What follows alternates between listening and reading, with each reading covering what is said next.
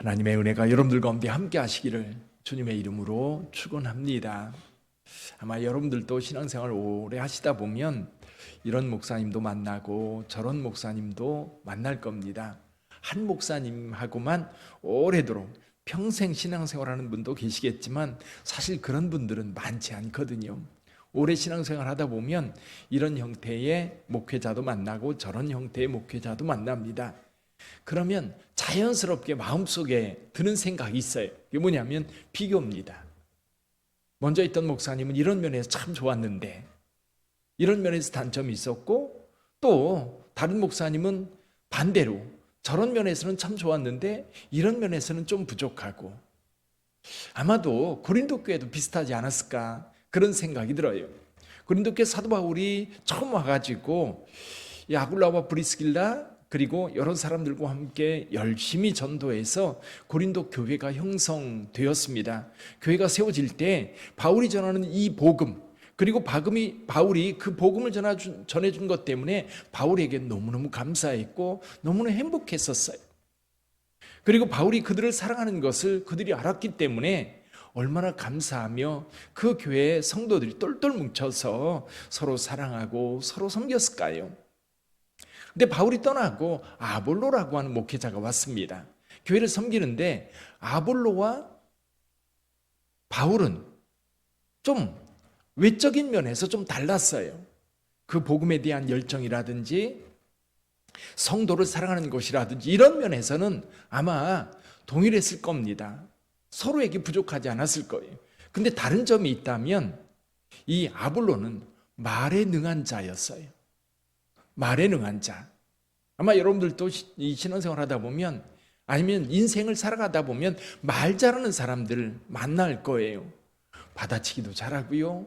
그리고 사람들을 감동시키는, 이게 말을 참 잘하는 그런 사람들이 있어요. 천부적으로 말 잘하는 사람들이 있습니다.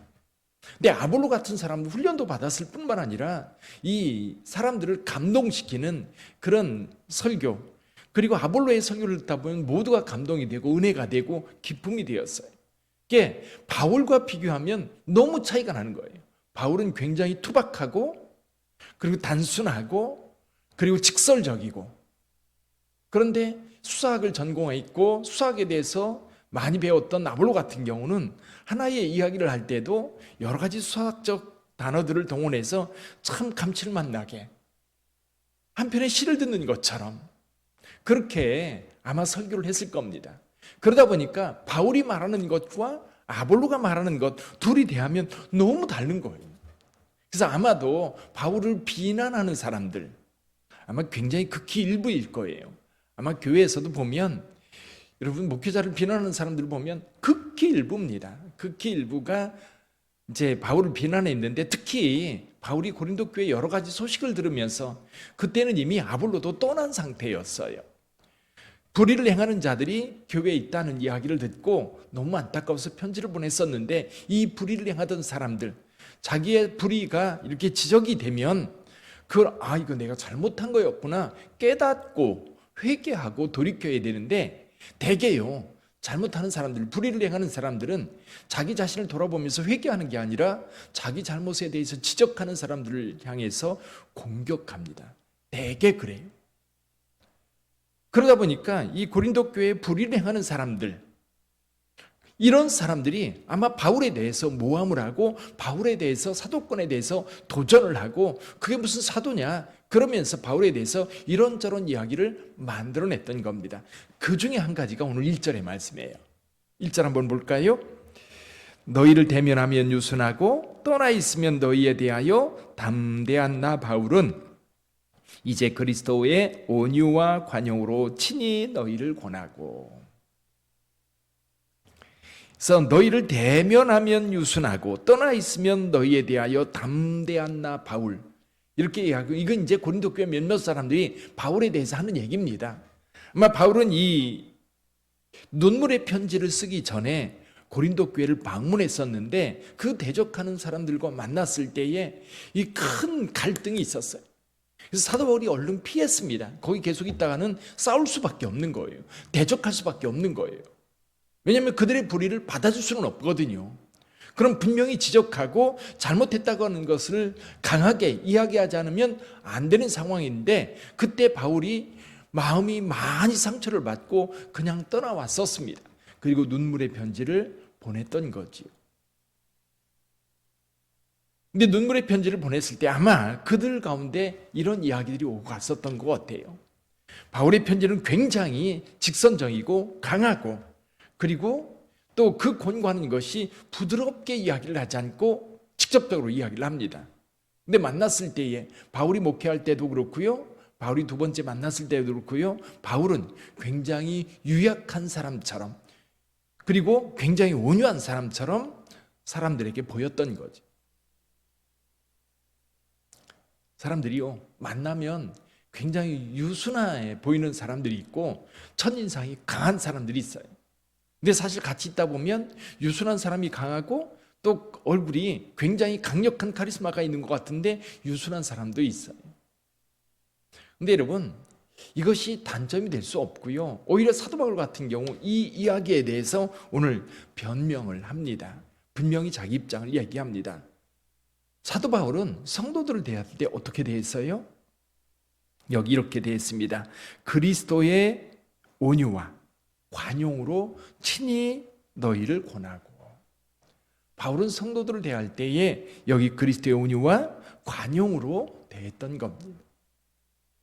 바울은 성도들을 대할 때 그렇게 강하게, 강력하게 대하지 않았던 거예요. 카리스마 있게 대하지 않았던 거죠. 어떤 목사님 그러더라고요. 카리스마는 이 칼같이 성도들을 대하는 게 카리스마래요. 그러다 보니까 상처를 많이 입는 거예요, 카리스마가 있는 사람들을 통해서는. 근데 바울은 결코 그렇게 대하지 않았어요. 어린아이를 대하듯 한 사람 한 사람을 사랑했고 그리스도의 온유함으로 대했습니다. 근데 어떤 사람들은 그것을 바울이 유약해서, 바울이 너무나도 사람이 됨됨이가 강하지 못하고 그리고 속에 약점이 많아서 그렇게 대한다고 생각을 했던 거예요. 바울을 대적하는 사람들이 그렇게 생각했던 거지. 근데 편지를 보니까 어때요? 굉장히 강하게 그들의 잘못을 지적하고 회개를 촉구하는 그러다 보니까 바울은 만나면 유순하고 그를 보면 담대한, 그리고 이중적인 그런 사람으로 판단을 했던 겁니다.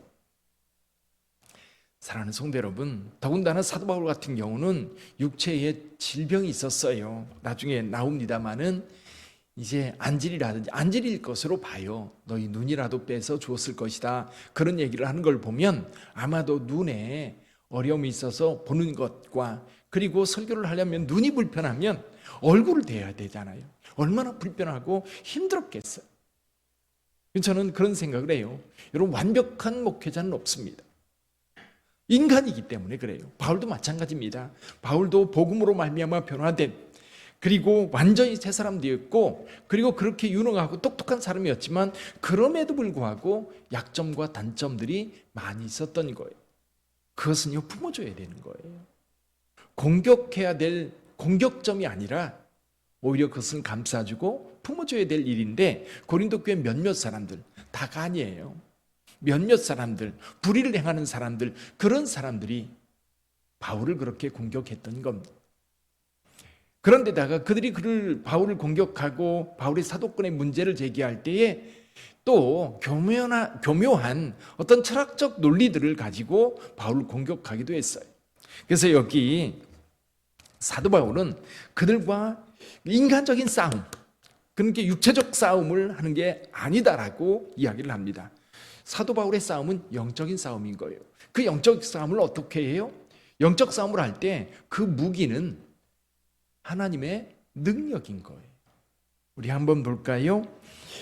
4절 한번 봅니다. 3절과 4절 같이 읽어봅니다. 3절 4절. 우리가 육신으로 행하나 육신을 따라 싸우지 아니하노니 우리의 싸우는 무기는 육신에 속한 것이 아니요 오직 어떤 견고한 진도 무너뜨리는 하나님의 능력이라.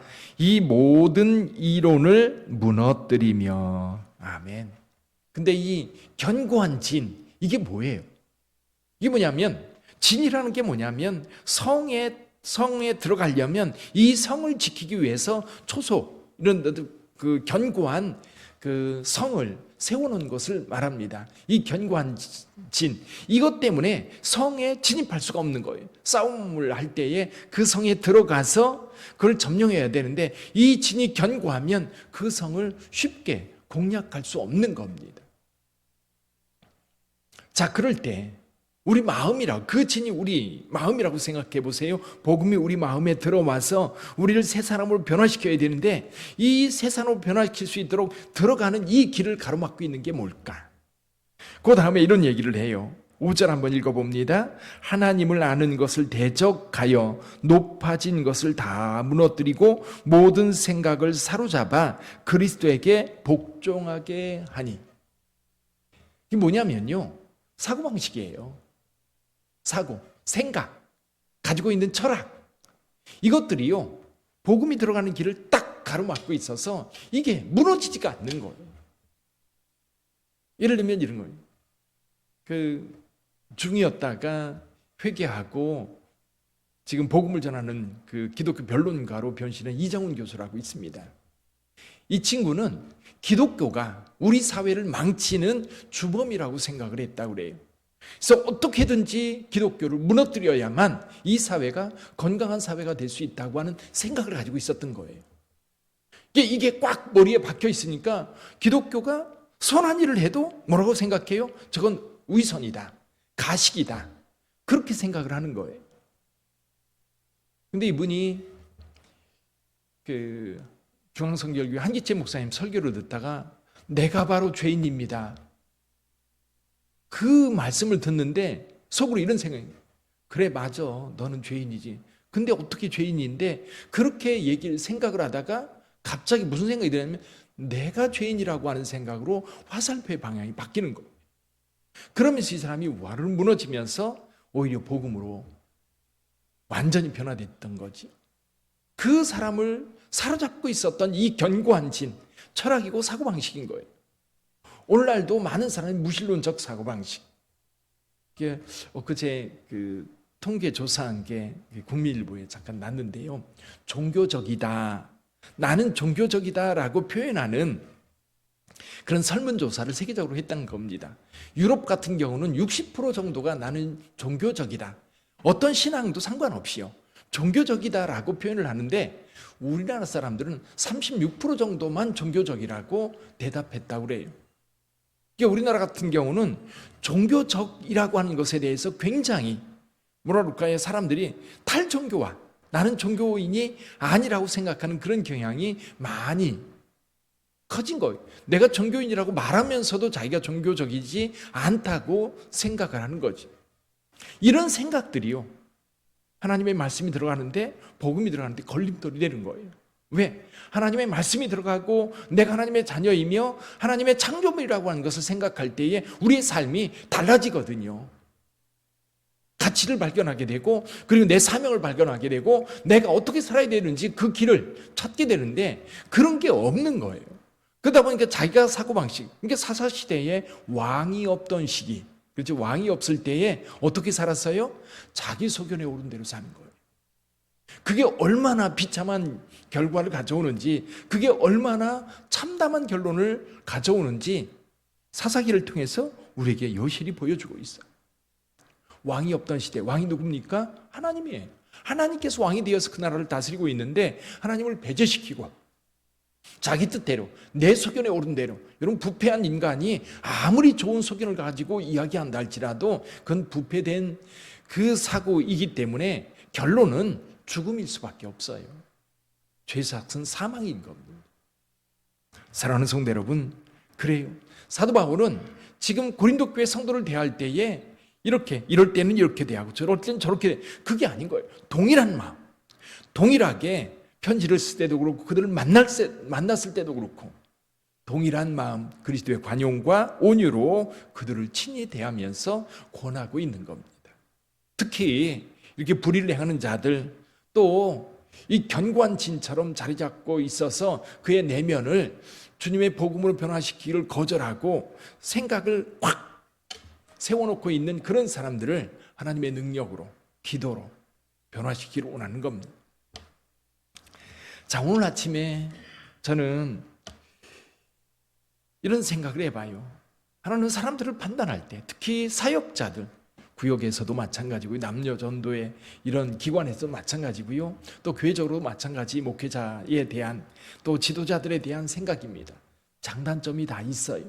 그럴 때에 장점은 인정하고 또 그 축하해주고 격려해주고, 그래서 그 장점을 키워나가게 도와주시고요, 반면 단점이 있는 것은 사랑으로 감싸주시기를 바래요. 보호해주고 감싸주고 격려해주고, 그래서 그 단점 때문에 무너지는 게 아니라 오히려 성도들이 서로 그 단점을 보완해 줌으로 함께 세워갈 수 있는 그런 공동체가 되기를 원합니다. 좋은 마음을 가지면 단점이 안 보여요.